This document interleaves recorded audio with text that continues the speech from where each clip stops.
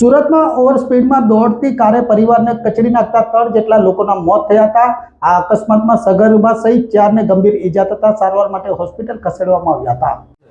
ગઈકાલે ઉત્તરાયણ પોલીસ સ્ટેશનની હદમાં દુખિયાના દરબાર જે રિંગ રોડ જે છે ત્યાં આ કામના ફરિયાદી અને જે ભોગ બનનાર જે છે એ રાત્રે 11:30 વાગ્યાના આસપાસ ત્યાં પોતાના બાઇકો પાર્ક કરી અને રોડની સાઈડમાં બેસી અને વાતો કરતા હતા। એ વખતે આ જે કાર ચાલક જે છે કે જેનો રજિસ્ટ્રેશન નંબર છે GJ05 CD0820 એ કાર ચાલકે પોતાની જે કાર જે છે એ પૂર ઝડપે અને એકદમ બેફિકરાઈથી ચલાવી અને આ જે લોકો ત્યાં બેઠેલા હતા એ લોકોને ટક્કર મારી અને અકસ્માત કરેલો, જેથી પોલીસને તાત્કાલિક 100 નંબર સુરત પોલીસ કંટ્રોલ મારફતે જાણ થતાં પોલીસની PCR વાન તાત્કાલિક ત્યાં પહોંચી ગયેલી અને આ કારનો જે ચાલક હતો એને તાત્કાલિક પોલીસે ડિટેન કરી લીધેલો।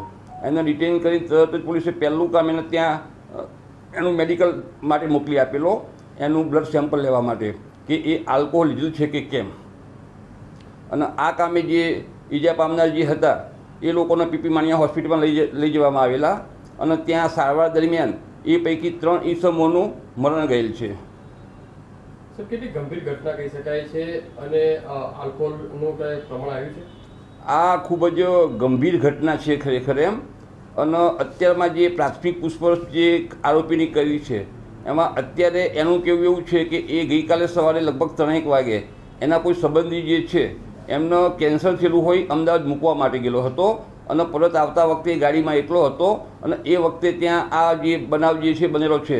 તેમ છતાં પોલીસ આ ગુનાની તપાસમાં FSL, RTO અને એ સિવાય જે કંઈ વૈજ્ઞાનિક પદ્ધતિઓ હશે એ તમામનો ઉપયોગ કરી અને ઘટનાનું સાચું કારણ શોધી અને આરોપી વિરુદ્ધ કડકમાં કડક કાર્યવાહી કરવામાં આવશે। સર, કેટલી ગંભીર ઘટના, કઈ રીતે, કેટલા બાઇકો હતા, કેટલા લોકોને અડફેટમાં લીધા, કઈ રીતે આખો માહોલ હતો?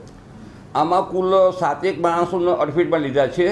એમાંથી 3 જે ભોગ બનનાર જે છે એ મરણ ગયેલ છે અને 4 હાલમાં ત્યાં સારવાર તળે છે। એમાંથી 3ની જે કન્ડિશન જે છે એ હાલમાં સુધારા ઉપર છે। એક જે ભોગ બનનાર જે છે એ થોડીક ક્રિટિકલ કન્ડિશન છે હાલમાં।